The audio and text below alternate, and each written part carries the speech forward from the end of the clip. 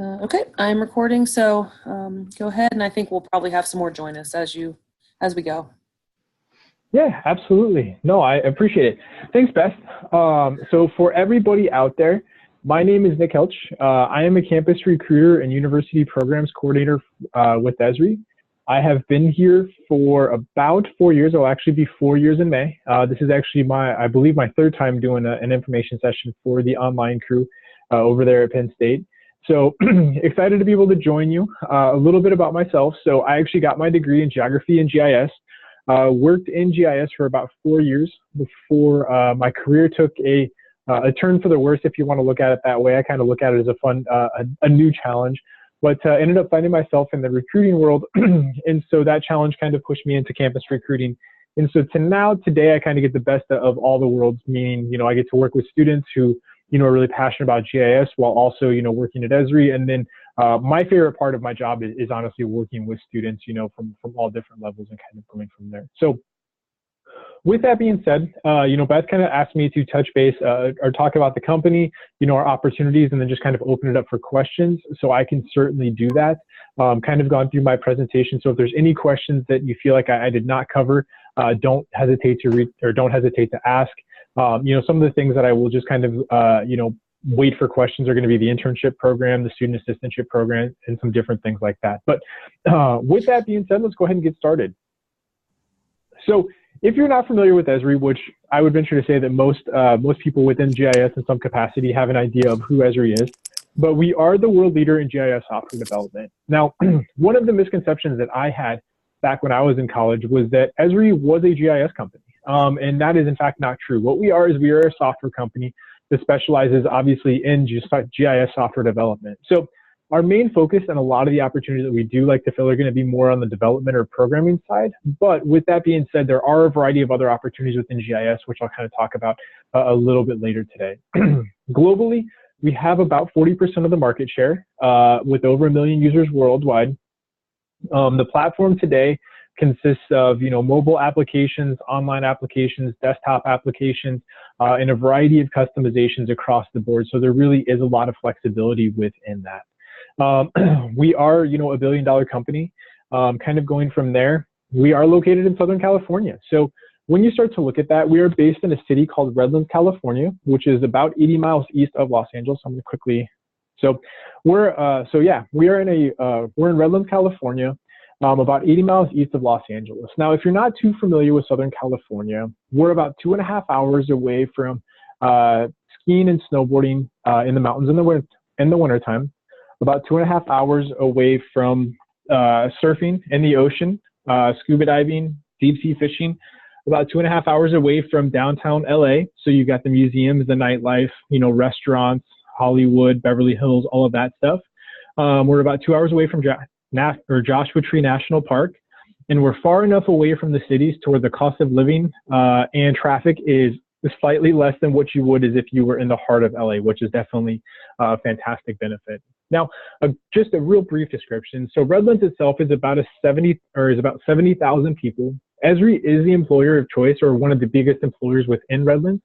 And so because of that, inside this community, you have almost a smaller community of Esri employees. And so when if you choose to join Esri or pursue opportunities with us, you're really going to find a home. A lot of the businesses recognize Esri employees and give discounts. It's oftentimes that you'll go out to a restaurant, you'll see coworkers, and a lot of different things like that. So it really does kind of create this unique atmosphere within Redlands that really is welcoming and a great place to not only raise a family, but also settle yourself down there as well. So going from there, as I mentioned, our headquarters is in Redlands. You can kind of see it on the map there. I'll kind of mouse over it, the little yellow pin. We also have regional offices.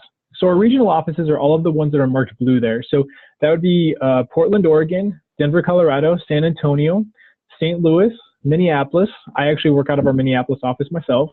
Charlotte, North Carolina, Washington, D.C., Boston, Philly, and then Portland, Maine. They actually don't have Philly marked on there, it doesn't look like. So I'll talk a little bit more about what our regional offices do and what positions work out of there. But in general, our regional offices are just a little bit more localized support for our customers. So you'll also see on the bottom of the slide here, started in 1969, still privately held and debt-free. Now, this year we're actually celebrating 50 years, which that's a pretty major accomplishment for most software companies. And then when you kind of look at that a little bit further, the fact that we're still privately held today and debt-free basically really shows what type of an organization we are. So a couple of facts about that. Esri has never laid anyone off in the history of the company for bad business management, I guess I should say. My understanding is that we did have to let some people go as a result of times changing. We no longer shipped out our CDs, but instead distributed them through our online services. But overall, a very stable organization. It also allows us to make the best decisions for what we want to do for our organization. As in, if we decided tomorrow that we wanted to put all of our resources into augmented reality, just to kind of throw something a little bit fun out there, we could do that, and we don't have to, pay attention to what shareholders are trying to do. We make the decisions on what we feel is best, and that also allows us to dictate how we see the future of GIS, and that's really kind of a cool perk. I will also say we also have distributors in 150 countries. And you can see them on this map. So all over across the world, we also have research and development centers. Now, the difference between an international distributor and a research and development center is our research and development centers are basically centers that focus in on a specific technology. So my hope is that you're all, have at least heard of the technology City Engine. Well, that was another organization that had produced that technology. Esri purchased it, and then Esri bought that company, and then we have been working with them to enhance that technology and to integrate it further into the GIS platform. City Engine is actually based out of Zurich, and so that is considered a research and development center. There's a variety of other ones across the world here, as you'll see as well. International distributors, they're actually, companies independently run that are authorized by Esri to sell our technology, to support our technology, to consult with our technology. So basically, it's Esri's partner, foot on the ground within, other countries. So, let's say that you're perhaps working or living in a country, far abroad. You don't have an opportunity to come work for Esri Inc. here in U.S. Working for an international distributor is a huge benefit, or a great way to kind of get involved with Esri. I'm going to quickly step back one slide here, and I'm going to kind of point out on the bottom there that internationally diverse workforce with 624 nationals from 73 countries. Now, I never like to read off the slide, but I feel like that's a pretty good thing to actually read. Now, Esri has a tremendously diverse workforce, and in fact, 620. We have about 4,000 total employees, so that's just under a quarter, or just under 25% as far as international diverse workforce. Now, to me, I think it's great to have a diverse workforce, but I think that also allows our technology to truly be global. We are bringing people in from Australia, Africa, South America, Asia, Europe, all around the world who come from different, ethnic backgrounds, who come from different, poverty levels or, financial backgrounds. And we are allowing them to come in and help us shape the future of our technology, which allows us to truly build a technology that is global, that helps solve problems for the entire world. And to me, that's something that I can really get behind and get excited about, to know that the work that I'm helping at Esri is actually impacting, millions and potentially billions of people worldwide. So that's a little bit about our location. So as far as looking at Redlands and a little bit more about our campus, you'll actually see that picture on the far left of your screen, unless it's mirrored, in which case it would be on the right side. But that is actually a picture of our campus. So Jack Dangerman, who is the president of our company, is a landscape architect by trade.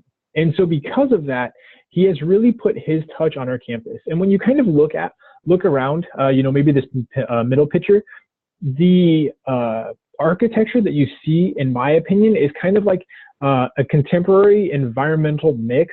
It's really welcoming. It's very bright and airy. A lot of the buildings just feel open when you're walking through them, and it's really a welcoming environment. There are about 26 different buildings on campus, give or take a few.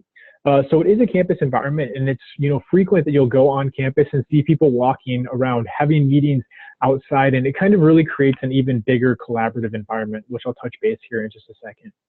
Funny story on that, I was actually told here not too terribly long ago that Jack was out, one day he had a boulder delivered. Yep, I said boulder, just a simple rock.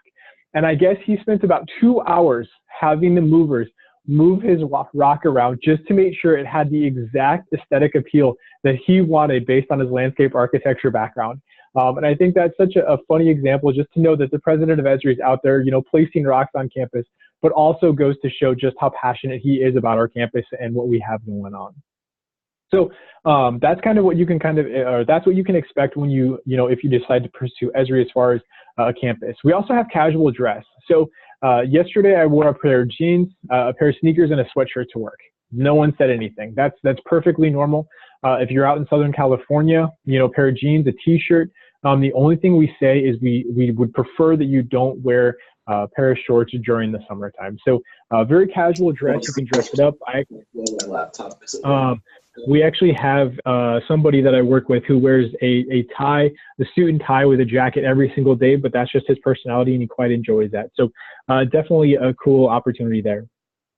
As far as work schedules, there's a tremendous amount of flexibility. If you're the type of person that likes to sleep in a little bit and work a little bit later in the evening, you have that flexibility. Or on the flip side, maybe you like to get to work early, get your job done and, go out. Maybe it's, or, spend the rest of your day doing different things. Or maybe you want to work a half a day and you let your manager know. There's a tremendous amount of flexibility. I was just telling Beth, I don't know how many of you were here, but my wife and I welcomed a daughter last year and were cooped up in the hospital for a little while due to some of the complications that we had. And my manager let me work remotely for 4 months on the fly, no problem. And that just really shows how flexible they are. As long as you kind of build that relationship and trust with the team, set those expectations up front and don't abuse it, there's truly a lot of flexibility there. We also have an on-site cafe with a Starbucks bar. So on-site cafe contains foods like, pizza, sandwiches, a grill, so burgers, chicken, and all of that stuff every single day. And then they also have a stir fry or a specialty bar where you can go get stir fry or Taco Tuesdays or different things like that to change every single day. And so that's kind of nice because it always gives you a little bit of variety, but also has your staples in case you're craving a cheeseburger 3 days in a row. Now, I myself really kind of lose a little bit of ambition between about 2 and 3 in the afternoon every day. It's just when my body is digesting the food and taking all of my energy away from me. If I drank coffee, that would be a perfect time for me to go get a quick pick-me-up and kind of go from there. And maybe, unfortunately, let's just say I take a little bit too much espresso and I'm just wired, I can't even focus. I can go burn off some of that extra energy at the fitness center, which is available 24/7 for our employees. I heard we just recently redid that. That space has, lockers. It's got a shower, so you can kind of go shower, get cleaned back up for work. It's got, some pretty good, different machines, free weights, that kind of stuff as well, just to kind of help you maybe meet those New Year's goals that I think we all try to do. I myself am not overly successful. Hopefully you have a little bit more luck than I do. All right. So I mentioned a little bit about the culture and collaboration at Esri. So I've been here for about 4 years. Out of the 4 years, I can honestly say that I've never worked for an organization like Esri. It's so full of people who are just remarkably passionate about what they're doing. It really stems and comes from Jack. Jack is very passionate. He truly believes that our technology is making a global impact. And that is funneled down to our directors and it's funneled down throughout, all the other people throughout the organization. And it's amazing to be part of that. A lot of times here, I will also mention that we have a very flat corporate structure. We're not the type of company where you're going to climb the corporate ladder and start as a technician, then move to an analyst and a specialist and so on and so forth. But we're more of a company where you might start and have the same position for 25 years. Your role is going to drastically change over those 25 years, and you're going to be challenged every day for those 25 years, but you might have the same job title. And so you have that. But because we have this flat corporate structure, it really creates this collaborative environment to where you don't feel like you have to go through 7 different layers of, management or people just to get an answer from someone that or that can provide you with the answer in 2 seconds. It's literally picking up the phone, giving them a call. I can call, the director of business development or the director of software development with no problem. And as long as I have a relevant question that they can help me out with, it's not a big deal. And in fact, the director of professional services just gave me a call the other day to talk about some of the recruiting efforts on campus. Caught me off guard. I was a little bit intimidated that he would reach out to me, but on the same token, I was excited that I have that reputation within the organization. Along with that, everybody truly wants you to succeed at Esri. There's a lot of different resources, and I'll talk here on the next slide about professional development, but there's a lot of different resources available at your fingertips to succeed. But no more bigger than just a collaboration of your team. You know, they want to be there for you. They want to make sure that you're getting all the answers that you want. I will also mention that when you kind of start to look at the actual work environment, everybody at Esri, or most everybody at Esri, has their own office. And so that own office, you know, in theory could be something that creates a closed off environment, but every office has a glass door, and you can kind of actually see it in the background here. Back here, you can kind of see one of those glass doors. And so it creates this very open and airy feel to where when you're walking down the hallway, you're actually seeing what people are working on. You see them, you know, with their headsets in, you know, maybe rocking out to some music, just, you know, maybe you're walking by a developer and they're coding, and that's really cool. Or you get to see, you know, someone working on a GIS project. It's just very inspiring and motivating. Truly a culture that I have yet to replicate in any of my jobs, and something that I really recommend as far as a great place to work. Now, I kind of mentioned, again, the professional growth. So Esri is truly dedicated to your growth. First and foremost, Esri is not a type of company where we're going to silo you into a work environment, meaning that if you want to get your hands wet in a lot of different areas, we're going to let you do that. We're not just going to say, nope, Joe, this is the one thing that you've got to do and you're only going to do this. We will say, hey, you know what, Joe, as long as you do your main job, you can get as excited and do whatever else you like. And if there's a Joe on the phone, I'm not picking you. I just picked a random name.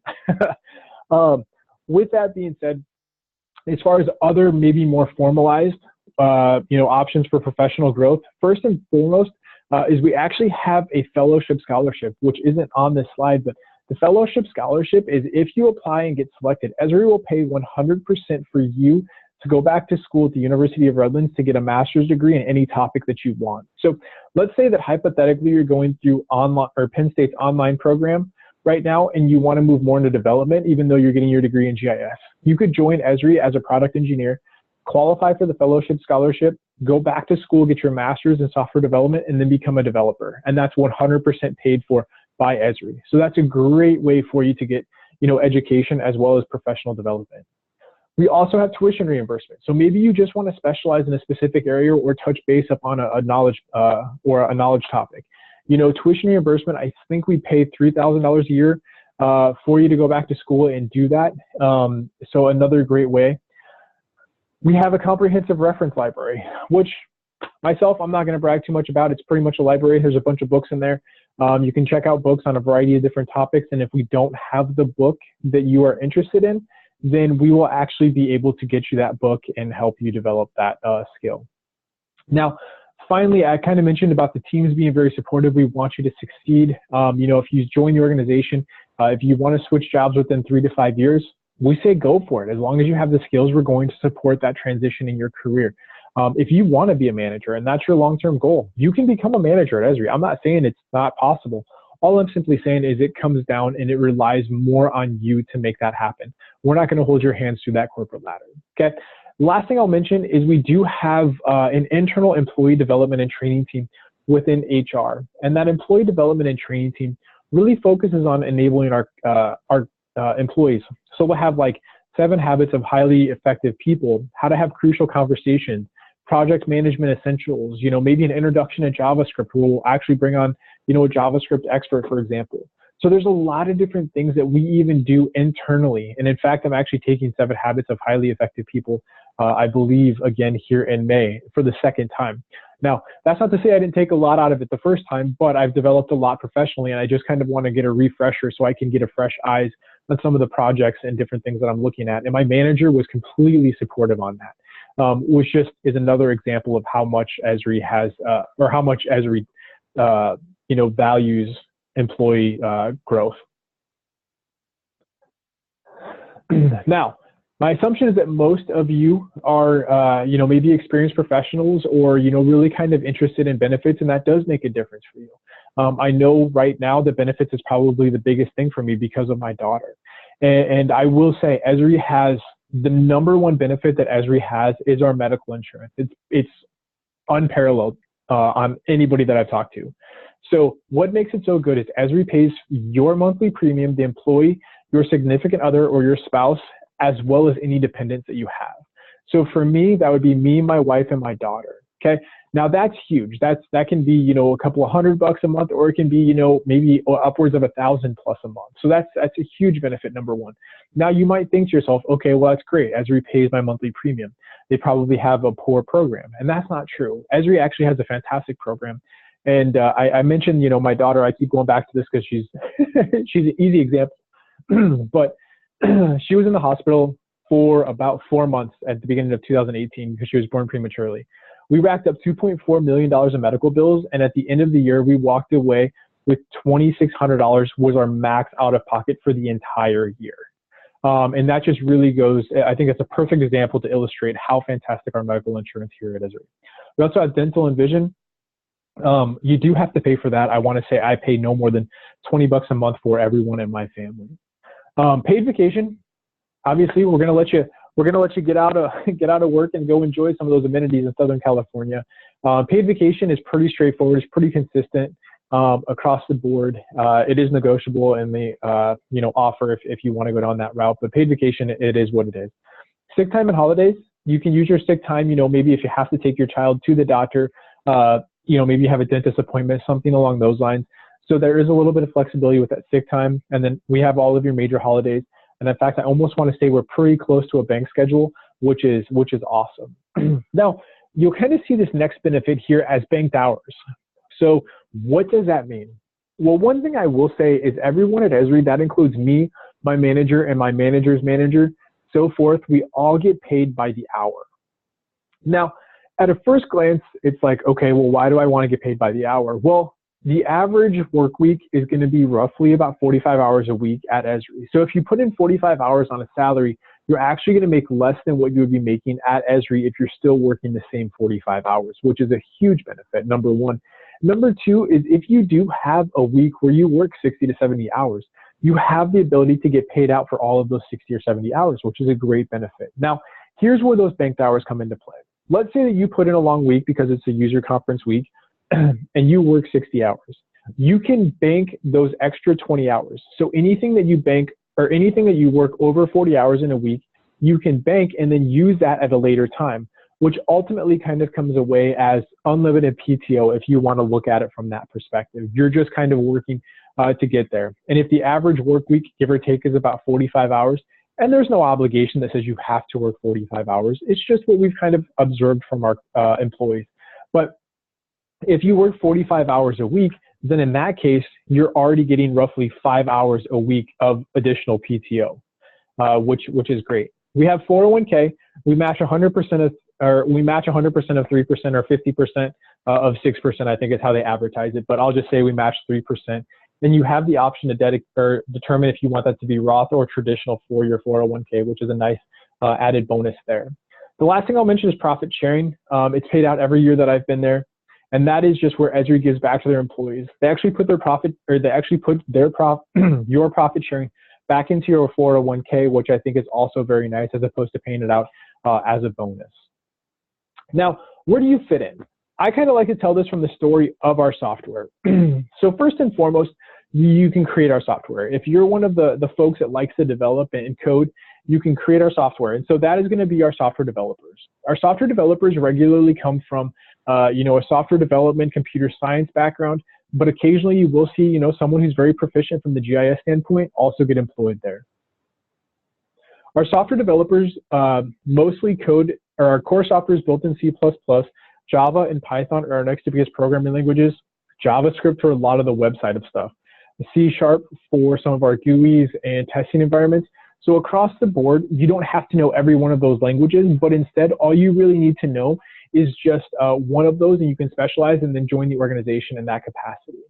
Now, because our developers normally don't come from a GIS background, they really focus on that computer side. We have our product engineering team. And so product engineers do our testing, releasing, documentation, QA, but they also act as a technical business analyst to our developers, helping our developers understand the way our technology needs to function, the way it needs to look, the way it needs to interact with the customers.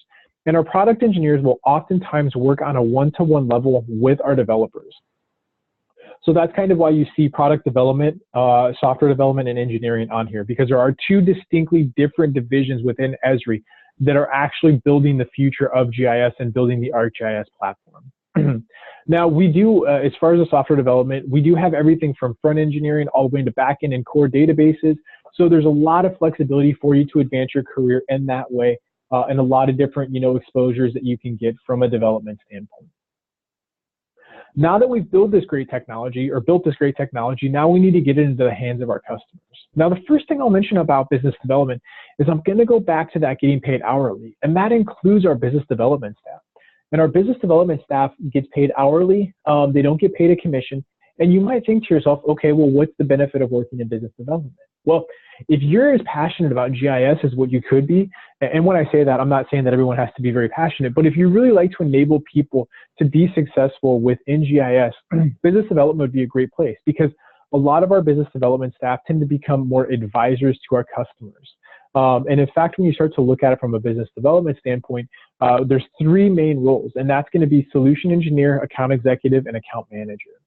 Now, to kind of break that down for you, our account executives are kind of like our hunters. They're out there actively looking for new customers, maybe customers who have never worked with our technology in the past. Once they identify one of those customers, then at that point, a solution engineer will step in and basically provide demos of how our technology can benefit that organization.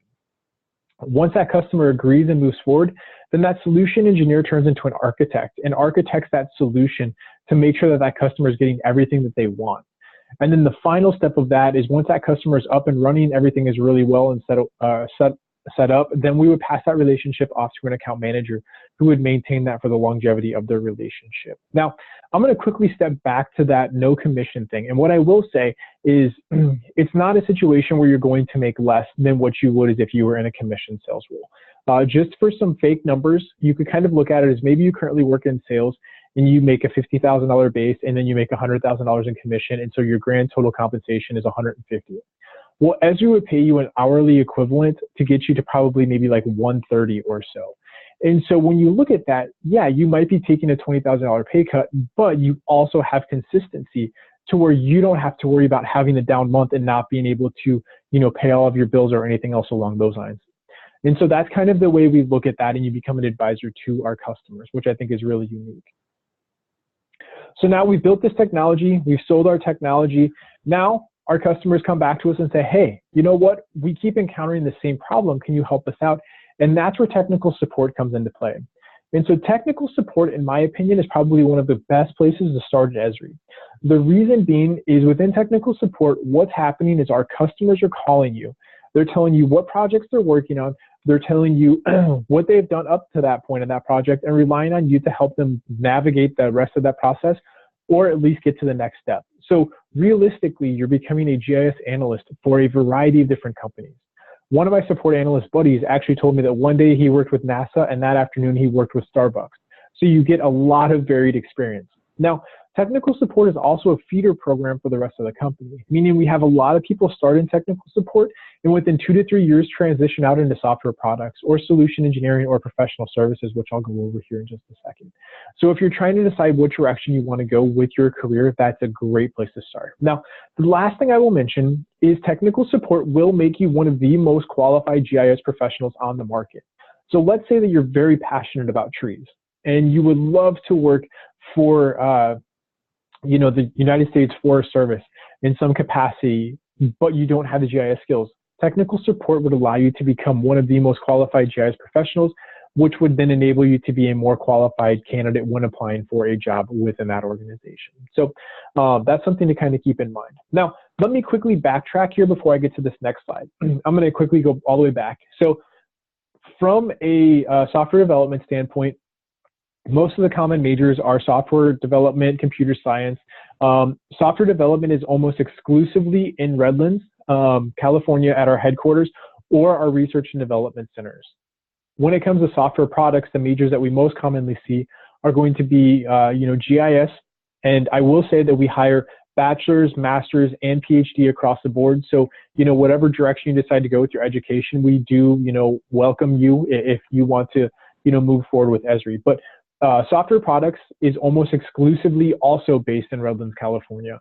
We do, again, have a couple of product engineering positions within our research and development centers. And then as far as majors go for product engineering, it's going to be geography, GIS, computer science, And mostly those are, and you know, variations of those, of course, but in general, that's kind of the profiles that we normally see.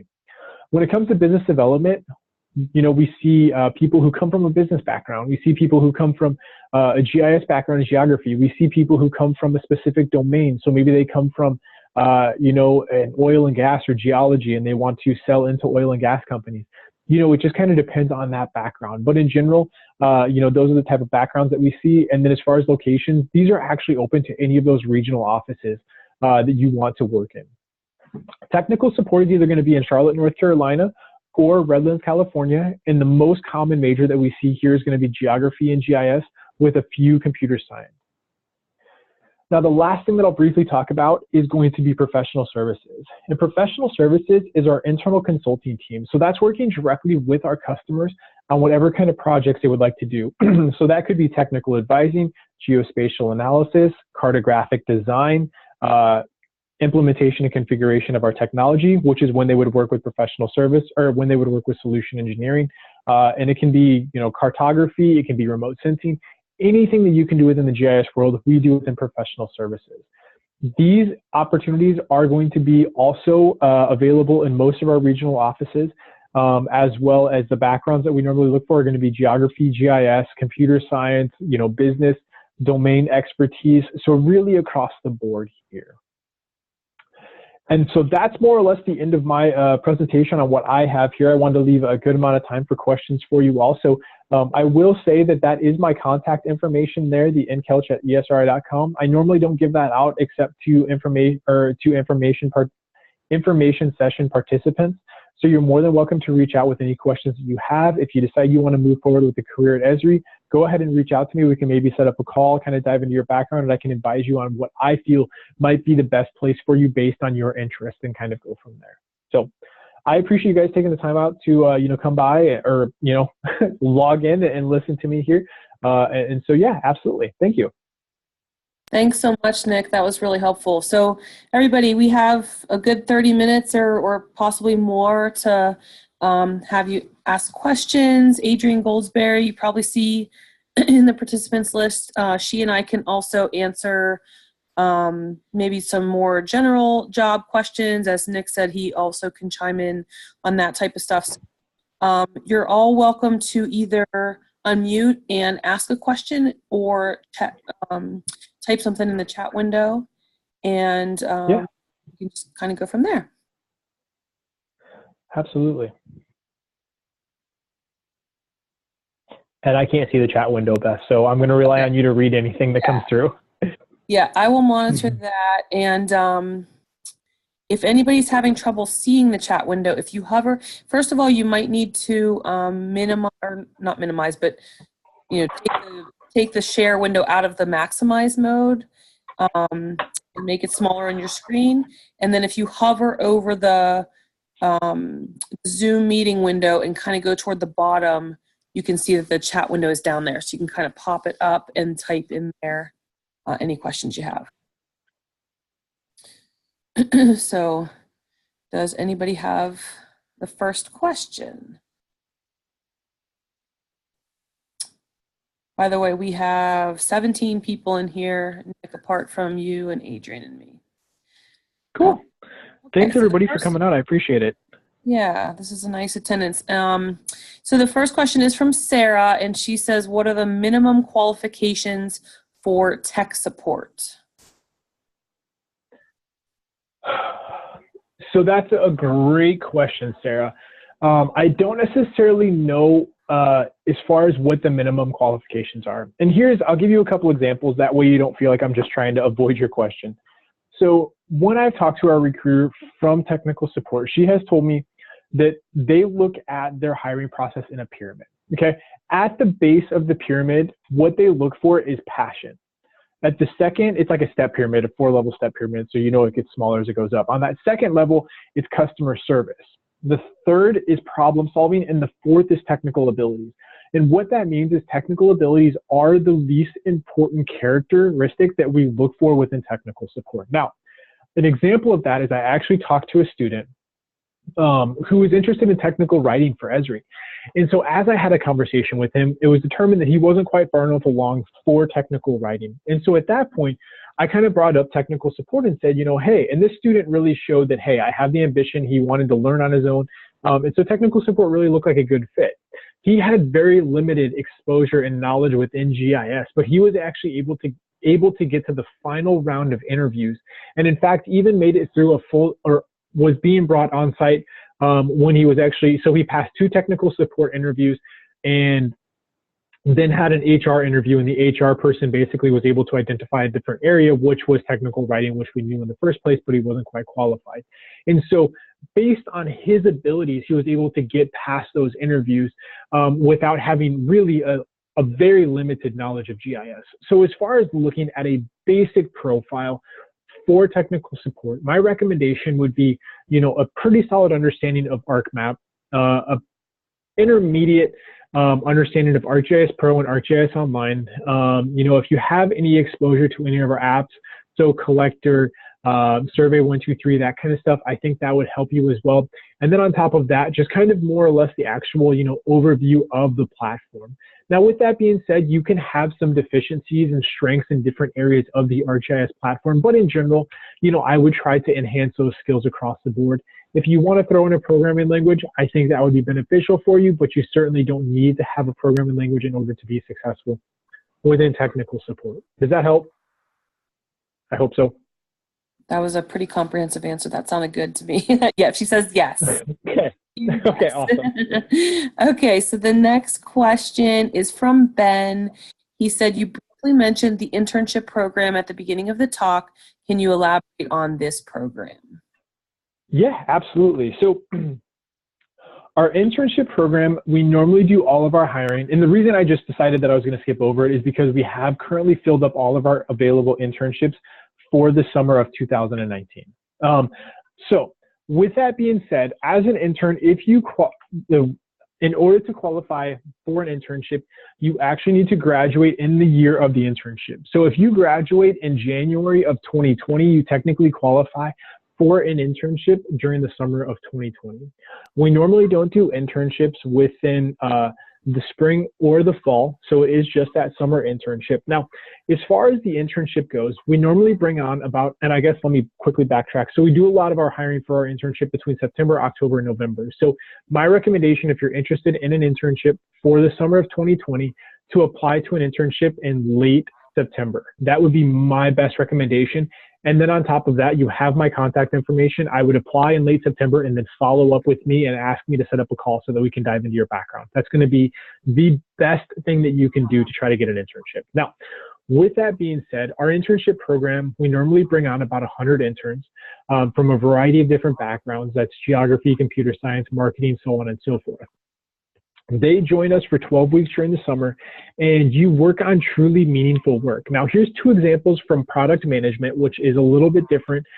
Basically, what these folks do is try to help us shape the future of our technology. And one of my interns within product management is actually doing a research project where they are looking at emerging markets for GIS. So they're looking at augmented reality, virtual reality, GPU processing, artificial intelligence, and all of those hot key terms, and trying to decide or make a recommendation on an area that we can improve on within the GIS world. And I think that's a pretty significant internship, and the impact that you could potentially have is huge here at Esri.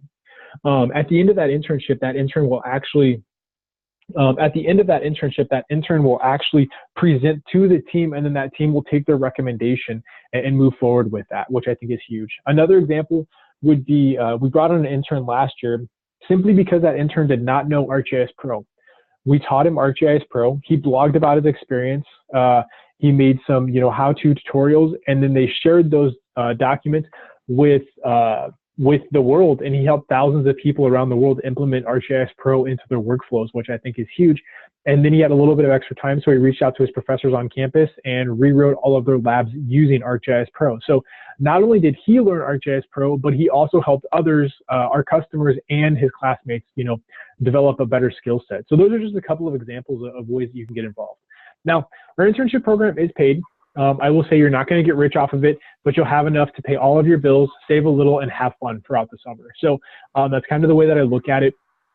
And then we also have a variety of other things as far as like an intern hackathon, brown bag lunch sessions where you get to, meet with managers throughout the company to kind of explore full-time opportunities and different things like that. So that's just a real quick, overview. If you want to dive in a little bit further, you can obviously send me over an email and we can dive in, and look at your particular background. Nick, just a follow up to that from me. We have a couple other questions here in the queue, but you said that the person has to have graduated. Does that have to be with an undergraduate degree, or can it be from a certificate program or even a master's program? Nope, they can be any of them. So Okay. as long as they graduate in 2020 and so it can't be the December of 2019, it's got to be in 2020, they still qualify for that. And that can be bachelor's, certificate, Okay. master's, or even PhD. Okay, great. Okay, so the next question is from Adam. He says, what type of clients do the consultants with professional services work with, and do people tend to stick with one industry? Okay, I'm sorry, Beth, you cut out just a little bit there. Can Okay. you read that one more time? Yep. So this is from Adam. He says, what type of clients do the consultants with professional services work with? And then follow up, do people tend to stick with one industry? Yeah, great question, Adam. So the types of clients vary greatly. So you'll see professional services consultants working with oil and gas, or the Department of Defense. And I will say that the Department of Defense and the U.S. government is one of our biggest customers. And a lot of the a good chunk of the consulting that we do within professional services is in different capacities for that. We also consult with city and state local governments. We work with 75% of Fortune 500 companies. So we consult for those type of organizations. We consult for engineering firms. So we truly do span the gamut as far as, different industries and different types of clients. A good resource is if you go to Esri.com, and I want to say it's /partners. Or something along those lines, but it actually is a list of all the customers who use our technology. And that's generally a pretty easy way for you to kind of gauge some of the potential customers that we would have in professional services. Now, as far as are you always consistently in an industry? It depends on the type of role that you're in and the type of projects that you're getting involved with. Some people are very specialized to where they only work with security clearance, U.S. or Department of Defense contracts, and that's all they ever do. Other people have a little bit more flexibility, and maybe one day they're consulting or advising for an oil and gas company, and then the next week they're working with a utility company, and the next week they're working with Starbucks. So there is a little bit of flexibility there. More so, what it is you kind of get roped into a specific job skill set. So you might become a GIS analyst, and then you work on GIS analysis projects for those type of or when those type of projects come in. That's what I got. Okay. Sorry, I forgot to unmute. So the next question is from Jonathan. He says, what do the regional offices in the Northeast U.S. focus on? And is the structure of these offices similar to Redlands? Yep. So I'm glad you asked that question, but on the same token, I'm not glad you asked that question. So when it comes to the regional offices, I've only ever worked out of Minneapolis. And with me only ever working out of Minneapolis, I've been out to Redlands multiple times, 10 to 15 times plus. And so I understand kind of the dynamic for both. And in fact, when I first started, I was out in Redlands for about 2 weeks. And so with that being said, the offices in the Northeast, again, they focus, so Washington, D.C., is a little bit of a research and development center. So you have development, you have product engineering, you have professional services, and then you got business development. Philadelphia is a pretty big business development office. Boston is going to be a smaller office, probably focused mostly within business development. I'll go so far south as to Charleston. No, not Charleston. Charlotte, there we go. I'm sorry. Charlotte, and kind of briefly bring that up. And that's going to be mostly focused on technical support. And then you can kind of sprinkle in some professional services in all of those offices. So they do have quite a bit of variety. But with that being said, as far as the culture of what you're going to get from a regional office versus Redlands, Redlands is the hub. That's where the passion is, if you want to look at it that way. When you get to the regional office, and I'm speaking, I've never been to another regional office, so this is my experience in Minneapolis, but it's very much more 8 to 5 job. You kind of go in, you can build great relationships with your coworkers, and you might go out for happy hour if that's your thing. You might have a fantasy football league if that's your thing as well. But in general, it's not as contagious, or you don't feel the passion as vibrantly as what you feel it out in Redlands. Now, that's not to take anything away. It's just it's a different expectation going into both of the different offices. In my opinion, if I had some flexibility in my life and I could go and do what I would like to do, I think living in Redlands for maybe 2 to 3 years, and then, then looking at relocating into one of the regional offices of your choice, would probably be the best thing for you, simply because you get to have the experience of working in Redlands. And then you also know that you have the luxury of potentially going back home, assuming in this case, the Northeast portion of the U.S. is your homeland area there. Okay, great. And another question from Sarah. She says, how does your company view older students coming in with other professional skill sets? We look at everybody independently for their skills.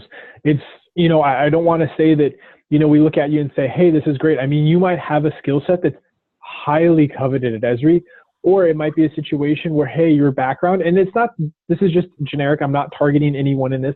But in general, you might have a background that's less relevant, and so you might have to maybe look at more of an entry-level role when you're starting within the organization to kind of work your way up. So there's a lot of different flexibility, but as far as looking at profiles, we evaluate a candidate based on their skills and the position that they want to go to, and then we'll move forward through that. I think it was Sarah is what you said, Beth, but if it is Sarah, feel free to reach out to me. We can dive into your background. We can look at, your independent situation, and I can kind of, advise you on the next steps from there. But absolutely, I mean, long story short, we hire people who are brand new in their career, and we hire people who have 5 years left in their career. We don't look at it and are biased in any way, shape, or form. Great. Everybody's saying thank you as you answer their questions, by the way, as well. Awesome. As long as I'm not getting sad faces. Okay, let me see here. So there are a couple questions queued here. One from Adam is to Adrian and me, but Nick, you might also have some insight into this, and this would have been a good one for me to look into ahead of time. Adam says to Adrian and me, do you know of any graduates of the Penn State MGIS program that now work at Esri, and what type of role did they take on there? We've definitely had tons of students who work at Esri. Whether anybody has gone from our program and gotten a new job there, I would have to do a little bit more research as to who has changed jobs and moved on to Esri. Yeah, I know that I know that we've got a significant amount of people from Penn State, and I know Penn State is definitely a school that we value our relationship with and work very closely with and have a great relationship. So I know we hire a lot of people from Penn State. But yeah, as far as anybody right off the top of my head from the master's program, I don't know of anybody right now, but that's just probably because I just haven't followed up. And I can think of names who were already at Esri and came and got a master's with us and then stayed at Esri. So, there are definitely, there's a, like Nick said, a strong relationship there. But again, I would need to look and see, has anybody, did they start off with another job, come to our program, finish our program, and then go to Esri? But I can look into that, Adam. But we definitely who moved. I will. Yeah, I'll also kind of jump in there. And as far as, what type of role, I mean, it more or less the way that, and if you want to have a conversation, Adam, we can definitely do that. But more or less the way that I try to approach recruiting at Esri is I try to understand your background, your passion, and what you want to do. And then I try to find the best position for you at Esri, because I technically recruit for the entire company, or I'm like the first step for getting into any of the divisions. And so I want to understand what gets you excited, and then we'll try to find the best fit for you that way, as opposed to saying you go to technical support every single time. That's not the way that I like to handle things. Okay. The next question is from Zhao. The question is, as Nick said, the internship program only takes applicants who graduate in the same year. What is the difference in work between full-time and intern GIS program? Yep, absolutely. So, what I believe you're asking. So I guess first thing that I'm going to throw out there is you can be going back to school to qualify for the GIS program. So, let's say that you graduate in 2021. You can be an intern and go back to school. You don't have to be a recent grad to apply to the internship program. Now, as far as why you would prefer the internship program over full-time or full-time over the internship program, well, first and foremost, my recommendation would be to try for full-time. There's no better feeling than having job security, and there's no better feeling than just knowing that you're squared away and ready to go. So if you're graduating in 2020, 100% try for full-time first. That's just my professional advice for you. But with that being said, when you start to look at the difference between the two, is as an intern, you're going to get more of a program type experience where you're going to have the ability to learn more about the different opportunities at Esri, get different exposure, participate in the intern events. And so you will not be able to get access to that as a full-time employee. And so you will have just a little bit more flexibility in your schedule. You'll be able to understand Esri at a greater level. Maybe you're trying to decide, hey, is Esri the type of organization that I want to join for my career? And is Southern California a place that I can live? Maybe you're from the Northeast and you're trying to decide, do I want to move back home and work for a city or local government, or do I want to work for Redlands or do I want to work for Esri out in Redlands? And a great way to determine that is to join the internship program. We do try to convert as many of our interns to full-time as possible. So you could always join the internship program, have the flexibility to leave after the internship program, truthfully, with nothing lost and only the opportunity to gain skills, knowledge, and a great experience.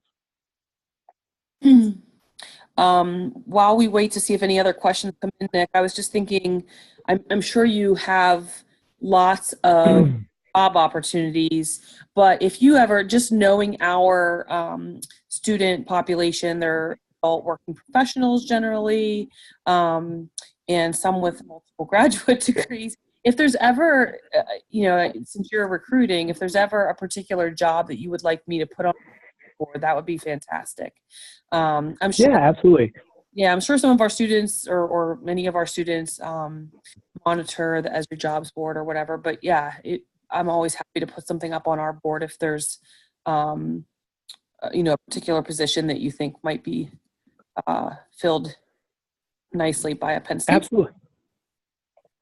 Absolutely. I will say a perfect example of that is we had intern. So I know one of the biggest needs that we always have is for students who have security clearance as well as experience within GIS and then JavaScript. So if you have basic programming knowledge in JavaScript, a strong background in GIS, and the ability to get security clearance or have one, that is an absolute need for us. And please do consider looking at Esri, because that's always a need for us, just to kind of throw one role that I know that we're always looking to fill, Beth.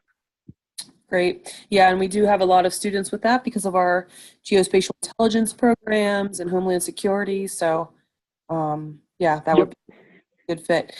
Sarah has a question. Does your website have job descriptions on the website, like a jobs board with job description? Yep. Absolutely. If I could, I might actually be able to pull that up here. Oh, let's see here. And while Nick's doing that, does anybody else have any questions? Everybody's pretty much sticking around, so I think this seems to be helpful. And whenever you're ready, Nick, Megan does have a question. Okay, go ahead, Megan. Okay, so her question is, how long do people tend to stay in the role they were hired into before taking on new roles, like moving from tech support to professional services? That's a great question. So I'm going to provide not only what I see, I'll give you multiple different answers to that. So first and foremost, what I will say at Esri is our average tenure is 10 years, which is truly unbelievable considering we're a software company and the average tenure in software is actually about 3 years. So the fact that our average tenure is about 10 years is really encouraging. In general, when it comes to someone transitioning from technical support into professional services, we usually try to say stay in a job for about 3 years. Now, I will also echo that, and I'll kind of give you my thoughts as to why 3 years is a good amount. Okay, first reason is this isn't just at Esri, this is across the board. So when you look at a job, by staying at a job for 3 years, what you're doing is, first and foremost, when you join a company, you should be joining a company because you're passionate about the company and you want to help them. So from a company standpoint, the first year or so, the company is losing money on you as an employee because they're training you, they're bringing you up, getting you squared away. And it usually takes you about a year to kind of get a pretty solid understanding, or a basic to moderate understanding of your job. Okay. Within that second year, what's happening is you're kind of starting to turn that corner. And about halfway through, so about a year and a half, you've kind of hit that point where you stop, in theory, losing money, and you start making money back for the company. And so it takes about another year after that to then break even at the end of that. So about 3 years is where a company is going to get back and kind of, make money on you as a candidate and really kind of start to go from there. So that's one thing to keep in mind. Now, from a personal standpoint, why should you look at a job for 3 years? Well, number one, because that first year you're learning your job at a basic level. Year number two, you're going to get a pretty in-depth understanding and know what that job is going to do for you. And then year three basically allows you to really analyze the company, analyze the job, and determine, is this the company for me? Is this the job for me? Can I see myself here? What do growth opportunities look like? And then you can just use that to determine what are the next steps. So that's kind of why I say you want to look at something in a 3-year process. Now, we have had employees at Esri, switch out within 2 years or so, but that's more or less like an internal thing. So we do usually say, a minimum of 2 years at Esri, preferably 3. We've seen people stay for 4 to 5, 6, or 7. So that's just a very comprehensive answer to your very basic question. Now, as far as going back to Sarah's question, if I click on account executive, for example, on architecture, engineering, and construction, you'll see that we've got an overview here, responsibilities, and I apologize that I've got the questions pane pulled up. I was able to find that, which I'm sure you all know at this point. But you'll see that we've got the responsibilities, the overview, and then the requirements. So we do have. I don't think we're seeing what you're seeing. Are you? Okay. What do you guys? We're still seeing your question slide. Okay. Let me window. Yeah. Yep. I'm going to try and share this a little bit differently now. Share my screen is what I'm going to do. Okay, great, thanks. Does that look better? There we go. Okay, and then if I click on that, so okay. So when you kind of responsibilities, requirements. Yep, responsibilities overview. So this is just our normal job posting for account executive for architecture, engineering, and construction. And so you can kind of see the way it's put together here. And so you can use this to tailor your resume, cover letter, really bring out the skills that are going to enable you to be the most qualified candidate when applying. Does that answer your question, Sarah? Hopefully. She has. I'll let you type in there. Yeah, she says yes. Absolutely. Perfect. Okay, and then there's a question from Steven. Is there compensation for people who must relocate from a full-time job or internship? We do provide relocation assistance for full-time. At this point, when it comes to an internship, we are trying to get approval for that, but we have not been able to get that approval. It might be something that we are actually able to offer in 2020, but only time will tell. Great. Okay. Any other questions from anybody? This has been great, Nick. Thank you. Absolutely. It's been a pleasure to join everybody. Hopefully these are, answering all of your questions, and I hope I've done a good enough job to get you at least kind of excited about Esri. I think so. Like I said, everybody is really sticking around. So let's see if we have any last questions here. You're welcome, Megan. Megan says thanks to both of us. Adrian, of course.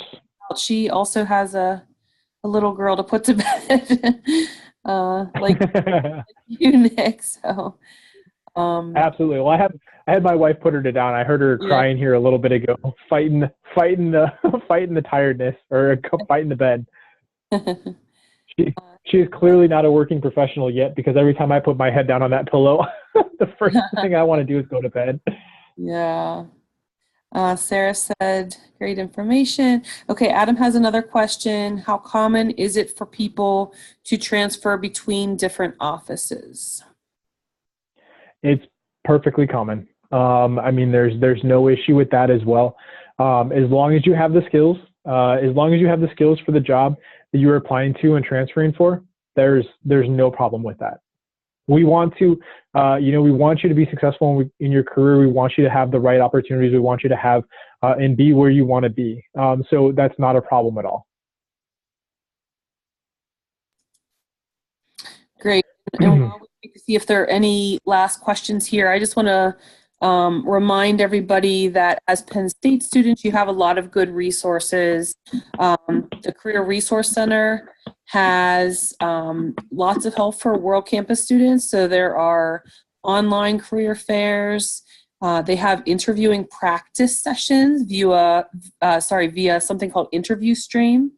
So you can actually do virtual interview practice, help with internships, help with finding jobs. So I can share some links at the bottom of the chat window here in a minute. It's a ton of text, so I wanted to see if we have any other questions that come in before I post that. But there are definitely lots of resources and lots of help. And if any of you, a lot of times we get a lot of our good job ads from our students if they're aware of their own company or somewhere that's hiring. That's the way we get a lot of our stuff from for our jobs board. So if anybody ever knows of anything, let me know and I can post that. Yeah. So absolutely. I guess the last thing I'll just kind of throw out there is, honestly, I love working with people. I love working with students. So please don't hesitate to actually reach out to me. Don't think you're burdening me in any way, shape, or form. I'm going into my slow time of the year. So if you want to talk about opportunities, if you want to have an interview, don't hesitate to reach out. There's only 16 of you, which I can knock out in one day if I need to. That sounds like a great offer. Thanks. Any other questions before we I appreciate y'all coming out tonight. I value everyone's time. You could have spent it doing anything, but you spent it here with me. So I appreciate it. Well, and same to you as well. Any last questions? And I am taping this, so I'll let the various classes know. And so if you wanted to revisit any of this information, I'll give you the link. Okay, it seems like maybe there are no other questions, but since you did graciously give your contact information, Nick, then maybe you will get some follow-ups and some requests for more information. Fantastic. I look forward to it. Have a wonderful night, everyone, or day, depending upon where you are in the world.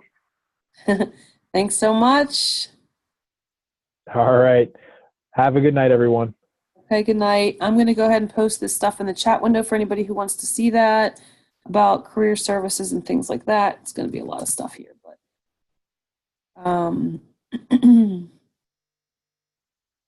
yeah, so it's basically just some career services, Nittany Lion careers. It's always a good idea to keep an eye on our jobs board, maybe keep that bookmarked, joining our LinkedIn groups, following us on social media. There's a lot of good stuff there that often all of our job postings get pushed to Facebook. Our alumni map, if you're not familiar with that yet, take a look at that. All of the folks who are willing to be contacted, well, it's an opt-in process like you see there. And so any emails or phone numbers you see on that alumni map, those students are happy to be contacted. And that could be, hey, what did the program do for you? Where do you work? Anything like that. And if you're also willing to be contacted by current students or prospective students, then you can also check a box that says you're willing to be. So it's opt-in. We do not ask you to do that unless you, it looks like I Looks like I missed some of the text at the end there. I'm going to paste number 7 here again. But does anybody have, we can let Nick go if Nick, thanks and good night. If you don't want to stay on, that's fine. I'll stay on for a few minutes here to see if anybody else has questions about our program or just anything in general. Yeah, I can stick around for just a few more minutes. Okay. Great. Just in case anyone does have that last minute question. Yeah. So, if you're in the, if you're still here and want to unmute and speak up, feel free to say your question as well.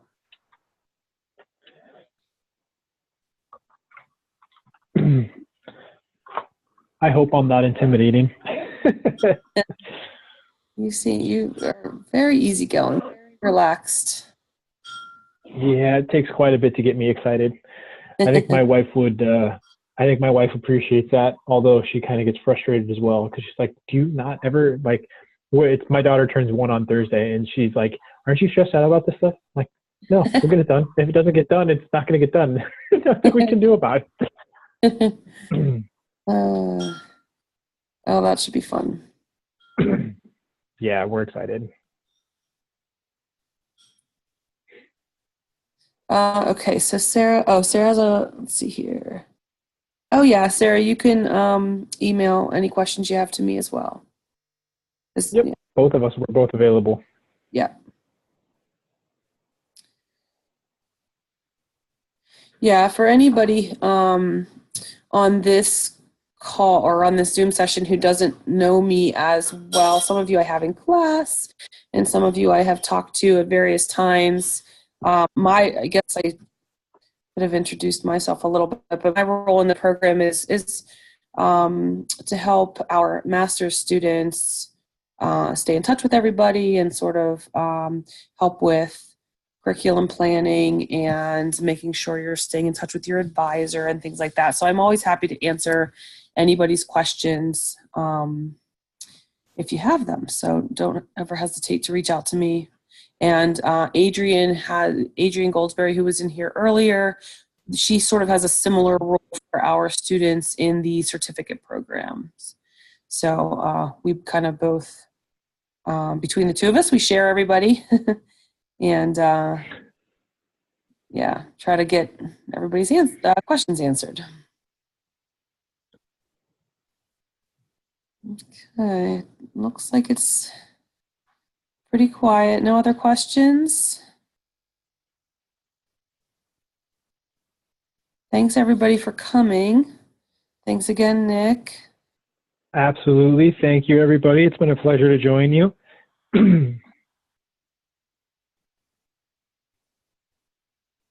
And okay, it looks like that might be it. So I will, like I said, I'll make the recording available to everybody, and I'm guessing you're going to get some follow-up questions, Nick. Sounds like a plan. Everybody have a great night, and we will talk at you later. Okay, good night, everybody.